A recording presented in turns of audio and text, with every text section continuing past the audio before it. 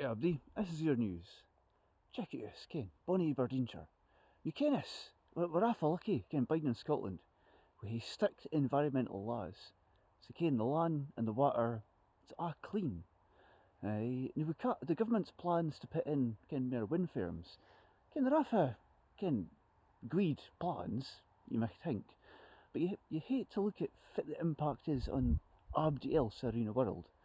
Because you hate other countries for they didn't have strict environmental laws. And that's far beginning to get the things that you need to make hundreds of wind turbines. And that involves rare earth minerals. And these rare earths, to get them, a lot of the time you end up with radioactive tailing ponds.